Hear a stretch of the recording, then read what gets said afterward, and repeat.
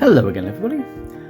Well, we enjoyed our Space Marine build from the Warhammer Alliance set the other week, didn't we? Well, I did anyway.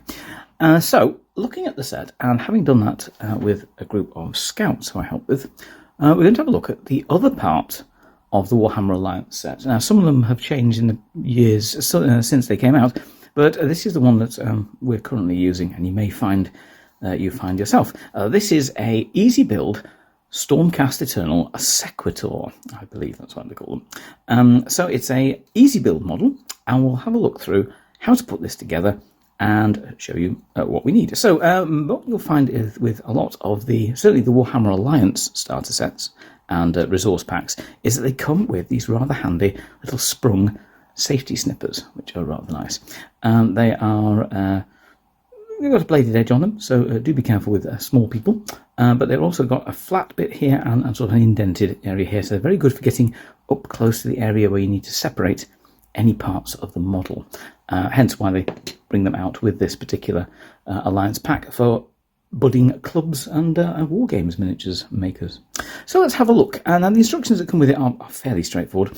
As you see on the sprue, each part is numbered. So we have 1, 2, 3, 4, the textured base, and 5, the shield. So what we're going to do is it literally goes in sequence. So place 1 and 2 and 3 on the front, place it into 4 and attach 5. So that's what we're going to do. So again, we're going to go around the actual model, part 1 first of all, and look for where the sprue and the model connect. And we're going to clip it with the flat bit next to what, here, this sort of flat edge here, closest to the edge we want to preserve. So go in here, turn it around. Never be afraid to spin it round how you need it.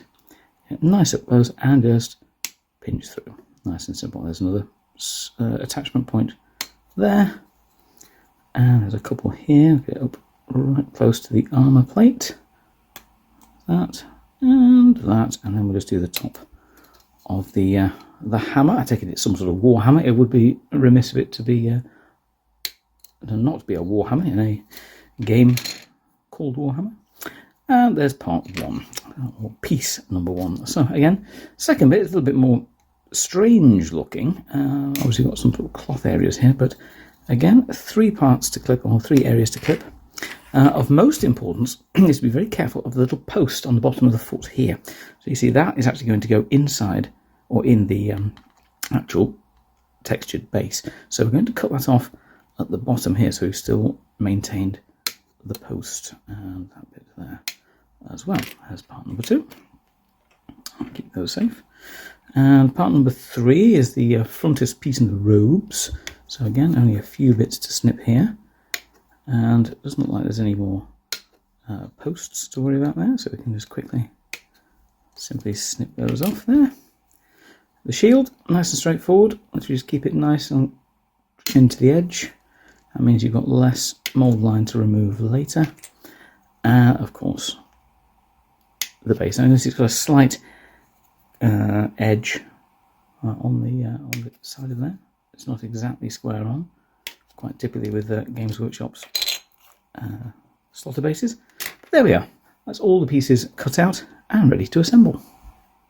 And here are the parts ready to assemble. Now, as you notice, there's little pegs and holes, so they literally just push together. This is a push-fit model, and you find quite a lot of the early starter sets are like this, and you may still find that some models out there are push-fit. They're a great way of getting into building a model, and they certainly help you not have to worry about glue too much. Though, of course, if you are doing these more permanently, as in you're actually starting a collection, don't be afraid of putting a little blob of super glue once you've got confident with how the models go together. Now, one thing you may need to do is just clean up any mould lines. Now, looking along the edge here, they're fairly clean, but I'm just going to run, now use a mould line remover, or use part of the actual scrapers themselves, just to scrape off any bits of mould line just around gloves. Sometimes you do find yourself following it around, hunting the mould line. I think that's in there somewhere. There's a bit on the top there. It can be a little bit wobbly there, so make sure you just support gently with your finger and just scrape any of the excess plastic away, just to neaten it up. How we're going to be painting this with a collection, a mix of speed paints. It's very important to get as many mould lines off as possible, because the speed paints will pool around any mould lines and draw attention to them slightly more than if we were using more traditional methods of painting. So that's most of them clear. There's a little bit down the side here. Again, they're quite well designed, so the mould lines are quite subtle. You do find them, and they're in good spots to get rid of. So that's enough for that. That will do, as they say. And let's carry around here. Again, we've got the face. There's nothing too much there. There's a little bit here, a little bit of plastic just where we've not quite shaved it off. So we can also use the clippers just to smooth that line off, like that. And here on the edge of the glove. Careful of the post here, of course. There we go, because that's going to go into the other pieces, and also the post on his foot. You can shave a little bit of the mould line off under the foot if you want. It's a little bit on the back of his armoured greave there, or shin protector. There we go, just scrape that off. You can also buy specific tools for mould line removal, which don't have a blade on them, and therefore obviously they're able to be sold to younger modelers. But also, if you are an older model, then the back of a craft knife is also a good way of removing those. Or also needle files as well, if you have any of those. They're also quite good just for tidying up the model. Quite a bit of a line across his shoulder pad here, so I'm going to get rid of that. Just because we do want to be making sure that that's nice and clear. The shoulder pad on these particular models is quite a striking part of the model, so we want that to be look as good as possible when we've finished it. Just give it a good scraping over. There we go. These cloth areas here, there's a little bit of mould line there, nothing too mad. And that I think will do for that piece. Obviously any mould lines on the inside of the models, as long as they're clear of any of the connecting pieces, that should be fine. Again, at the bottom, I'm just going to nip off where it was connected to the sprue. Just give it a bit of a scrape, smooth it round a bit. But again, we may just black rim the edge of that when we've finished. So again, that won't be overly obvious. And there's nothing too much on the top there. That's all quite neat and tidy. Likewise with the shield, we're just going to take off the edges where we clipped it close to the sprue. Again, the closer you clip it, the less work you have to do on the cleaning process. And just make sure you don't scrape off too many details that you might want to keep. So just have a close look over the model, sort of learn the model as you're cleaning it. Gives you an idea of what details you might have, and maybe inspires you a bit as to perhaps colour schemes or items and parts of it you might want to pick out, like the Thunderbolt hammer here with the anvil type shape on the top. And there we go, that's all the pieces cleaned up and ready for assembly. So, assembling the model, simplicity itself. So, part number 1, and we place part number 2 inside. Now, you'll notice that there are 3 holes and only 1 peg. That's because, of course, 2 of the pegs are going to be going in like that, while this is sandwiched in the middle. So that peg is going to go into the middle hole. Let's carefully put that in here, and we're going to just gently press it in, and literally with our fingers push them together. Now, push that in there so the arm fits. There we go. And you see there is a bit of a gap there, but you can also always use some filler, some liquid green stuff. It's quite good. Or at the point of undercoating, the undercoat spray will fill in that gap rather naturally anyway. So don't worry too much about things like that. So part 1 into part 2, part 3 on the top. So again, line up the 2 pegs with the 2 holes. Press them in and just gently with a finger and thumb push them together until they seal. And you'll see that the armour shoulder pad has sealed up quite well there. Again, there's a little bit of a line, but as we mentioned, undercoat spray will probably clean that up. Just to show how it is with, should we say, a more simple build, we're not going to fill that in. If I was doing these for a client, I would of course probably filler all those in, make them nice. But as this is just for me as a demonstration, we're going to keep that fairly simple and just go straight for the undercoat spray when we're done. Now, of course, you'll see he's on a bit of depth there. So we've got the 2 pegs, 1 foot, 1 foot, and we have 2 holes on the base. So place one in the other, like that, and push steadily in, like so. And then finally we put the shield, which has the hole already enabled, and the peg on the fist, and place it in like that. And again, that should attach so it looks as if he's gripping the handle of his shield. And in less time than it takes to explain it, we have one Stormcast Sequitor ready for undercoating. So we've assembled our model, and I'm just going to put it on a painting stick, or in this case an old paint pot with a blob of blue tack on it, just to hold them in place. Now of course you can also put it on a strip of card or something else just to do the undercoat stage. Anything works, whichever's easiest for you, but it does mean it keeps your hand away from the model whilst it's spraying and makes things a little bit neat and tidier. So I've prepared our area. We have opened the door, so we're in a well ventilated area, good shake of the can, and we're just going to spray it with a gold. So essentially we're just going to go over the gold model just with a bit of gold spray. Now that's literally going to give us a basis for the other colours to stick onto, and you see I'm just going to little short puffs of the can from all angles, top and bottom, and as it takes the time to say, then we're done. I'll leave that to dry. And welcome back. So we have our miniature completed. Now what I've done is I've actually attached him to a little clamp stand, which has been kindly donated by one of our mini fans.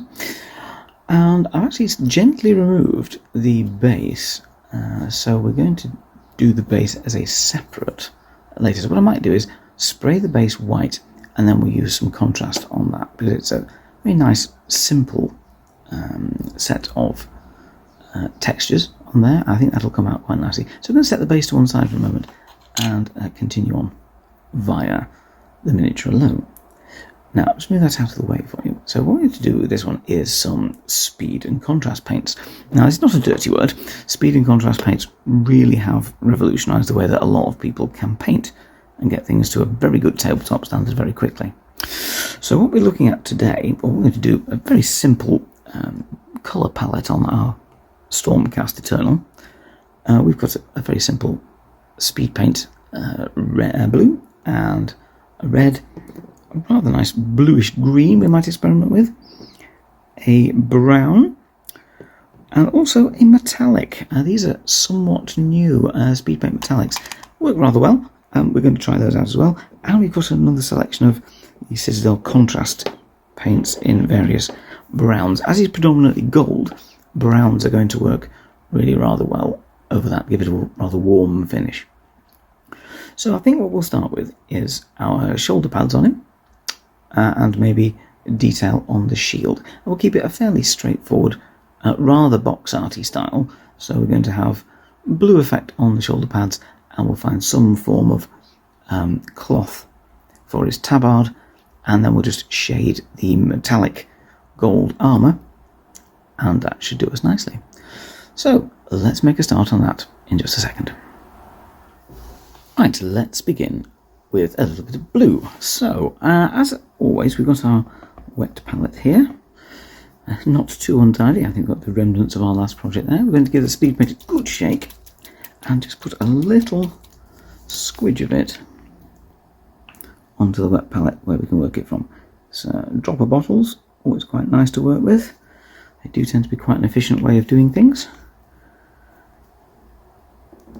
And again, we're going to keep our brush fairly damp, not too much, because of course these are quite thin. If you look, they are quite a thin paint, but also once you've got it on the wet palette you can spread it out a bit and see what sort of blue it really is. Quite a nice sort of mid blue, that blue as it would.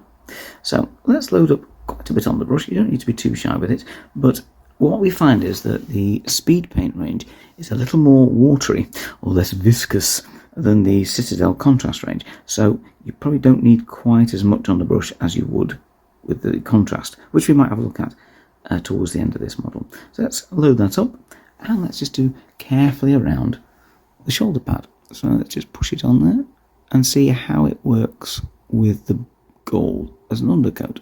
And as you see, you do need to sort of push it on, more like an ink than a paint. And as with all of them, it's run quite nicely along the shoulder pad and into the recesses, just to give it that shaded look. Again, any errors we can always tidy up a little later, so don't worry too much about those. In fact, what we'll do is make it easy. We'll go over some of the detail in the blue, and then we'll just pick it out later, maybe in a nice silver. So that's a first coat. What we might do is just do another coat of blue once that's dried, so that's going to give something for it to stick onto. So there we go, sort of bluey gold on the edges there.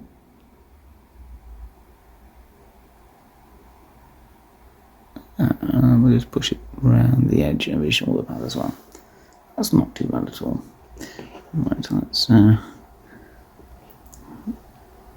just keep that as neat as we can all the way around. I think for ease on this colour scheme, we'll probably keep the edges of the shoulder pad gold, so we'll probably just do that with a nice darker brown, just to bring out the gold highlights. Shield there, we can get some detail on that. Just push that all around. Again, we're going to go over the Thunderbolt and Hammer emblem, just to push all the detail, push all the blue detail in. And make sure we give that plenty of time to dry, as it is rather more watery paint than the Citadel contrast. The contrast ones will tend to dry fairly quickly, but again, just make sure that between each stage you get them as dry as possible. So it works very well for batch painting. If you've got a whole squad of these guys, and by the time you've done this stage on one miniature, then go to the next one and the next one. By the time you've got a squad of 5, for example, by the time you finish the last miniature, by the time you finish the last one, the first one's dry and ready for the next stage. And you can just batch paint like that. And I really find that with lots of the armies I churn out, that's a good way of getting things done.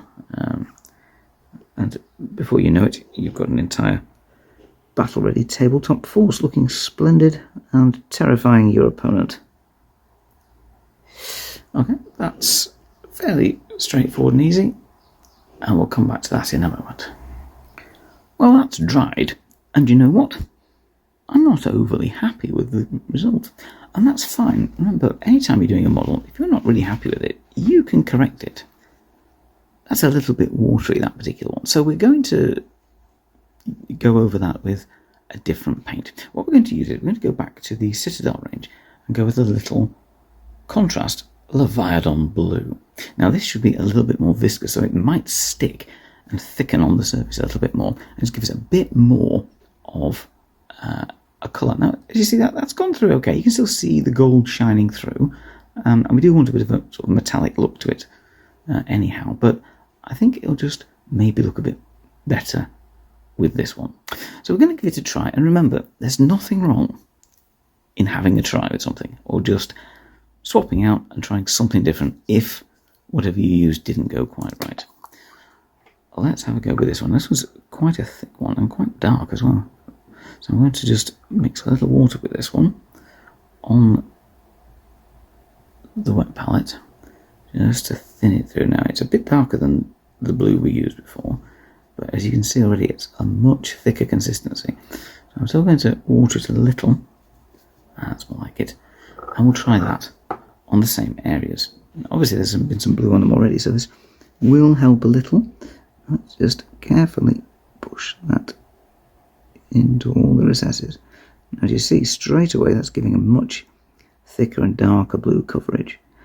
And actually, with the speed paint that's already there as almost a second undercoat, or a base coat to it, it's not that bad. So let's just push that round all the details. Again, anything that we go over, we can always neaten up either with a contrast paint or with a pure gold, which I think we've got spare ready to go. That's always a good thing. Push it around to the recesses and make sure just the edges there are done as well. Better. Now we'll do the shield as well, because as you see the shield, gravity was not our friend there, I don't think. So I think a lot of the ink, or the wateriness of the paint, fell down to the end and settled there. So let's use this thicker paint, really push it into the recesses, and then we'll maybe just dry brush over the top, or pick out the detail again with the gold. I think that'll be a nice simple effect on the shield.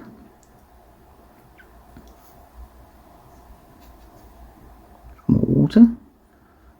That's a little better. There we go.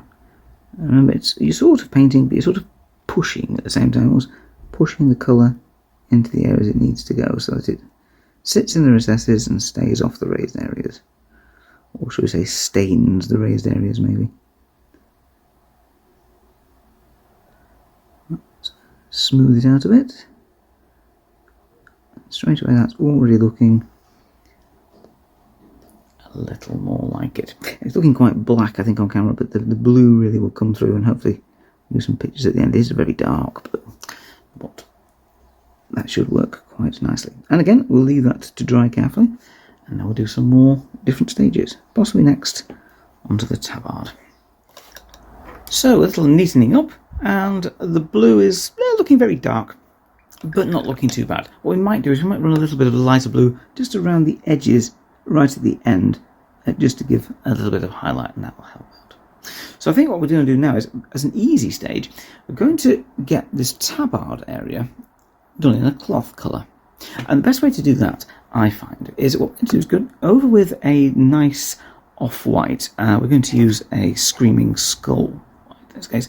So any sort of bone white colour will do nicely. There we go. This is just a normal paint. I'm going to thin that down a little. Try to keep it off the blue areas as well, actually. I made it too blue. We're going to put that all over this area where the cloth is, because then we're going to put the contrast paint over the top of that. And what that should do is, that should just give a nice base for the contrast to sit over. Now in this case, just to be sort of super quick and easy, we'll do a nice brown colour, and the brown will also help to shade the gold and give that a slightly deeper look. Now, there's little sort of tassels here as well, so to colour those in. We may do those a differing colour, just give some interest, maybe like a nice red contrast might go nicely. And there seems to be little gold icons on the bottom of that as well, so we'll just colour that in like that. Again, just a fairly thin coat of water with it, and again we're reading the model here as well. I think that is armour and that is cloth, so I'm going to put the cloth like that. Yeah, I think so, and fill in the rest of it like this. So we're going to fill the rest of that area in, try and keep off, we're going to leave these bits as gold, and we might just do these little bits of like a rope colour, or an off-white colour later. Or you could do it another metallic colour to look like some sort of arcane chain. But we're going to fill that in, and then once that's dry, we'll go on to one long stage, or one large amount of contrast paint over it, which should do a great deal of the detail for us, and that'll be a nice, quick, easy, and hopefully nice paint scheme. So we'll come back to this once I've finished filling all this in.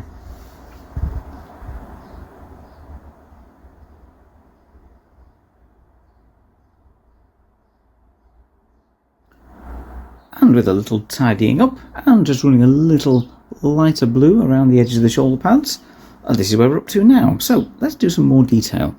What I think we'll do is, these little bits of tabard, or these little tassels here, I think we'll do those first.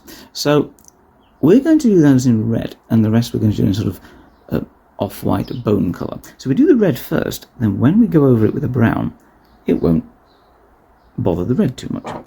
So again, we're going to use a contrast red. Now this one, we've got some options here. We've either got the poppy red from Speed Paint, or this rather nice Flesh Tearers red in the contrast range. I'm going to go with the Flesh Tearers red because I'm just liking the consistency a little bit more.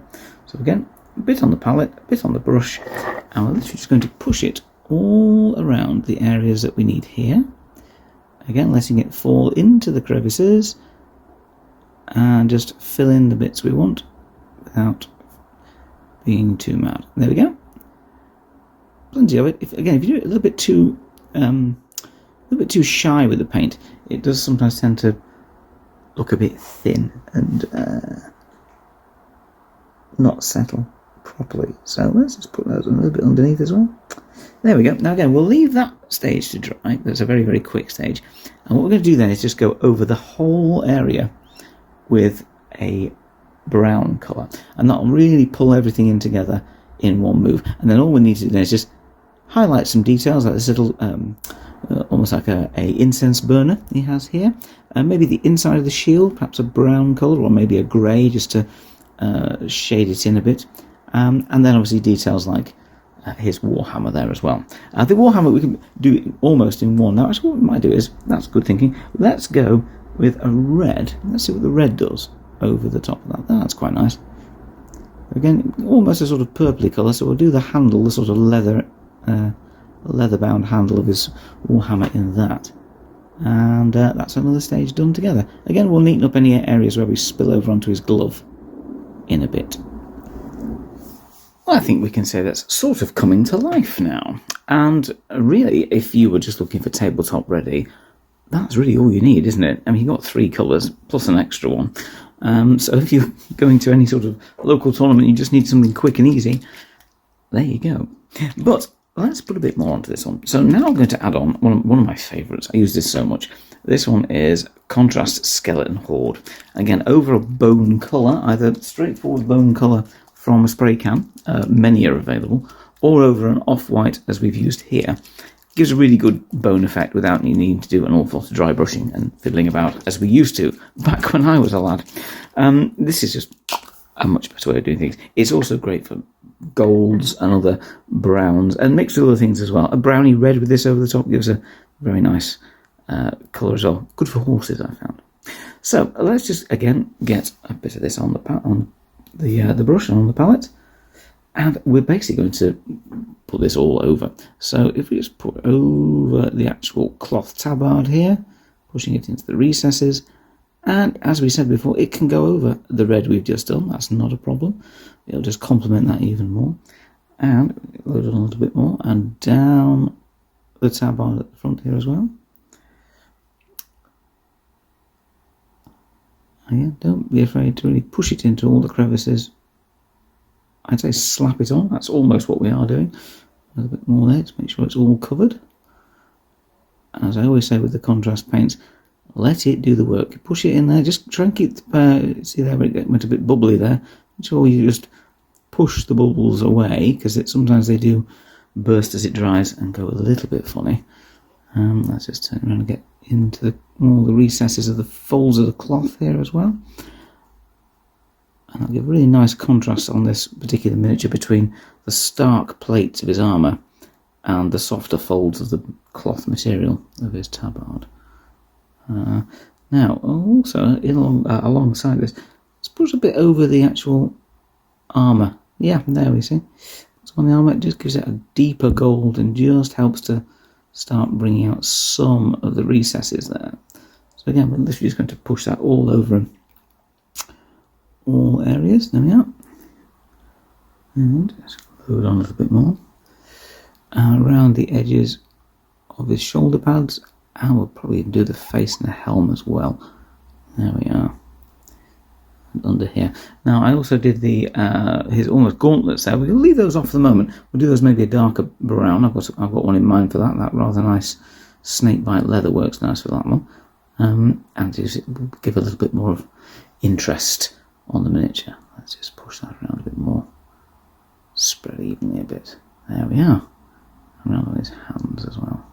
Again, we put it over the wrapped leather of his Warhammer handle, and just under the arm there as well, and right up to the edge of that leathery gauntlet. There we are.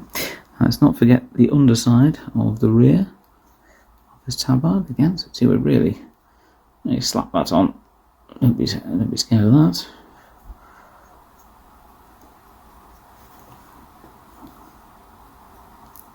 Push that around the side there as well. And yes, again, with all our stages, we'll just finish off around that, let him dry, and then we'll see where we're up to.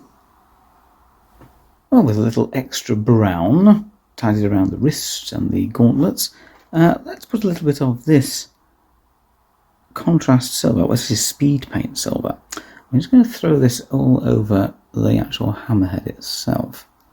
Again, it works much the same as any other contrast paint or speed paint, but it is, of course, a little on the liquidy side. I'm just going to put that on there, and oh, that looks rather nice. You see the gold just pushing through, of course, but not a big problem. I'll just give that sort of dark bronze, almost dwarf-like, doesn't it, look to it. So that'll do nicely there. And we can always give that a little dry brush of a pure silver afterwards. In fact, we might do that just to highlight it and make the edges look particularly sharp. So again, a mix of methods is always worthwhile. But I'm going to put a little bit, steady, put this on the chain here that's holding his little icon. And I'll just do a little bit of added interest around here. Maybe a little over this incense burner that he's got on his belt. There, just to bring out some different colours like that. Yeah, coming together nicely. And a couple of extra stages done here. So we have gone round the metallic bits of the hammer with the metallic silver. We just picked out a few details and little studs on the tassels here, and a little bit of brown wash just inside the shield as well. Nothing too crazy.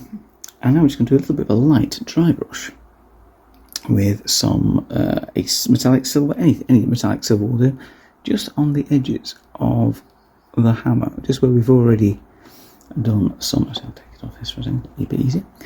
Just where we've already done some colour, and that'll just help to highlight the sharper edges. Now you can go over that again afterwards with a white if you want, really pick out the edges. I'm just going to flick this across the edges there, just to bring this out all the way around. And you can do it around this bit as well. And so you've got a rather nice effect with the gold undercoat, then the metallic silver speed paint, and a little highlight of steel just at the end.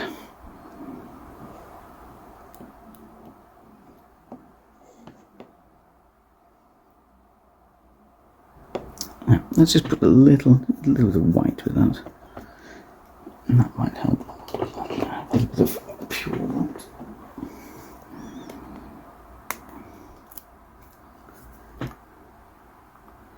Yes, that's perfect. Very, very small amount. Take most of it off onto the paper. Just run it along the edges. There we are. And the underside here as well.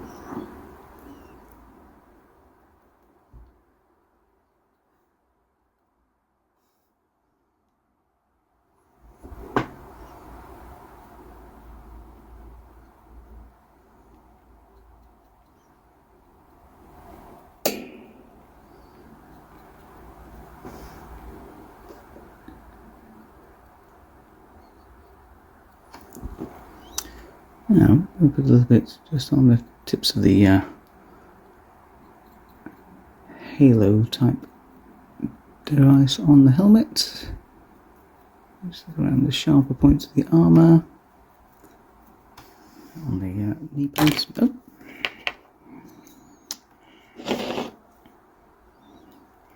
Yeah, the knee pads.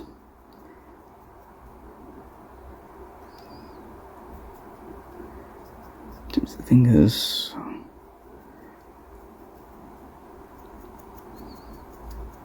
Just a bit of a sharper edge to those areas. Feet and the toes as well. And next, I think we're almost in the point where we can do the base, and then it'll just be a case of any last details and decals, like on the shield itself.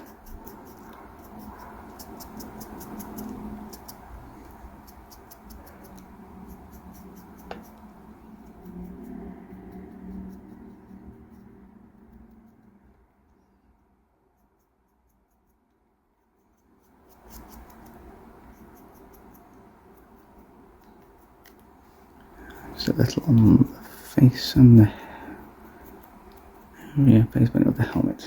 If you do a little bit too much, you can always go back with a little bit of wash afterwards as well, just sort of dull it down a little.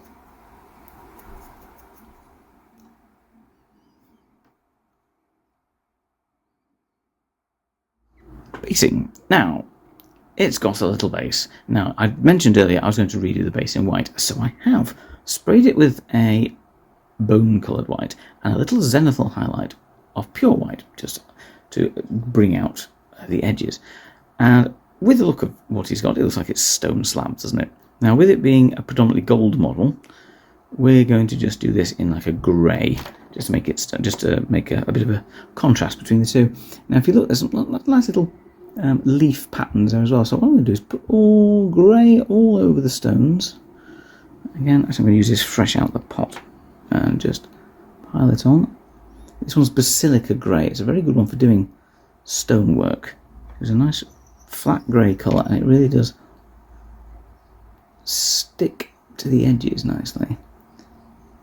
It gives you very, very quick, cheap and easy flagstones. Now I'm going to go over the leaves for the moment, and what I'll do later is I will pick those leaves out in white, and then I'll go over them in a speed paint bright green that I have.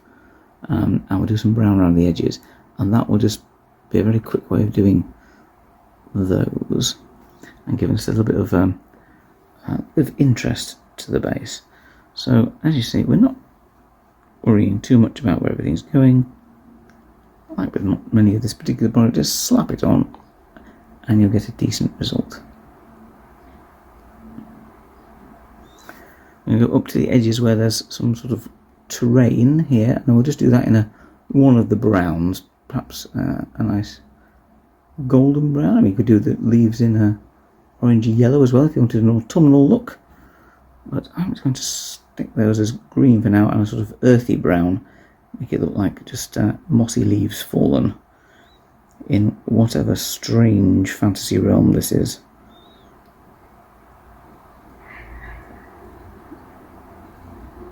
And there we have it. Leave that to dry and do the other stages. And what we'll do is we'll finish that off and then pop him on that base and be ready to complete. So with a few last little bits and pieces, we're pretty much done with our little model here. So as you notice, we had the stone grey, and we did a little brown contrast around the mud on the base, and then I picked out the leaves in white and just added a little green speed paint on top of that, and it gives a nice little, like a little spot colour or something interesting there on the base. Meantime, we've also just tidied up any last areas as well, and on the shield as well I took a normal plain blue, in this case it was crag blue, which is a base colour, and literally just using little light strokes. I've just done a little bit of highlighting on the edges of the design here, so maybe a little bit more around the bottom, just so you've got the dark blue sort of highlighted. So I'll just run a line of light blue around the inside here, and just around the edges of the detail, and around the edges of the raised lightning bolt emblem as well. And you can just do like literally little flicks of the paintbrush is all that really needs, and that just means it, you can see the dark blue of it, but I think it just picks out the colour a little better. And then we've just gone over with pure gold just on the top of the lightning bolt and the lightning bolt at the top, and just make sure everything's nice and neat and tidy. Now what we might do, that might be worth a little bit of a wash. Now you can always use washes such as the famed Nuln oil, that's quite good, or a black ink, that would also do. If you're doing warm colours, I'd maybe go with a brown, but in this case, I'm going to put a little touch of Nuln oil just on that. And again, we're going to basically wipe off, you can see how we're going to actually wipe off quite a lot of that. We don't want to swamp it, because that will give it a rather grubby effect. So I'm literally just going to put a bit of that on here and just let it sit where it needs to sit. And that will just help with all this area here. There we go. Let's just sort of pushing it around again. Pushing around. My favourite way of doing it.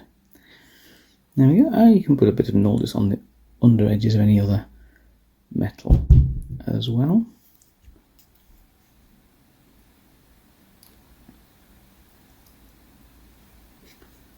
And as for the face, well, you can do what you like with that. You see we've got the eye sockets there. Now you've got a little bit of white in there, and maybe dry brush a little bit of glow effect. So if we put a little tiny touch of our chosen white, which is bold titanium white, but you can use other whites as well. And you can, all you really need to do is put a tiny little dot in the inside of the eye socket. Just sort of brush it in. Down there, a bit hard to put this in. Let me go from the underside. Now we're only using the one brush here, the same Element Games Army paint. There we go. Now, if you notice that's gone around the edges. What we do is we leave that to dry, and then you can do a very light dry brush, maybe a blue, just on the edges, and that'll give it the effect of some sort of mystical blue energy pulsing out of the light socket. As for the shoulder pad, we can hand draw a little badge on that. And as quite a lot of these seem to be lightning symbols, just do a little sort of lightning bolt, similar to that one. So quite a sort of AC/DC style lightning bolt. And how we're going to do that is literally just get some white, keep it fairly neat, and just do straight lines there, fill it in there. Almost like a little parallelogram, like that, which goes to the back, doesn't it? So then we'll just go back a bit, diagonal down, and to a point, and much as we did with our Space Marine, just keep the point sharp, and then pop some more white just into the middle of it, and there we go. A fairly simple hand-drawn decal. We could actually bring that out this way a little bit, couldn't we? Just put that way a little bit more. There we go. And you can do another layer or two of white just on top of that, just to bring it out a bit. But I think that'll do quite nicely. So all we need to do, we're going to do a little bit of dry brush. Literally just flick it on the inside of his eye socket, and then our only choice is what colour to do the rim of the base. I think black might do quite nicely. He's more of a display piece, but he can be the start of an army. And he'll go nicely with our Space Marine, who I believe we have a black rimmed base for as well. So I'm going to use for that, I'm going to use a very, very bright blue, I think. Just a normal. This is where you start to mix traditional paints and your speed paint. So that one, Baharoth blue. Quite a bright one. All we do is get our dry brush, tiniest amount on the palette. That'll do it. Again, wipe off most onto a dry towel, a kitchen towel, and we're just going to sort of twist that into a point as we do, and then just literally flick that inside the eye socket, and it'll be done. So that's going to get like that, just to give a bit of an impression of some blue, very subtle. Again, you can go over with a brown wash afterwards and just sort of keep picking away at that, do how much detail you feel is necessary. There you go. Suitably glowy, I think. I'll put a bit more on that, I think. There we go. And you can always flick it a bit onto the actual surrounding armour, just to show it glowing a little blue on the edges there. Like that. And there we go. Will you do for the tabletop? Absolutely you will. And could be the start of a force, start of an army, or the last part of a unit.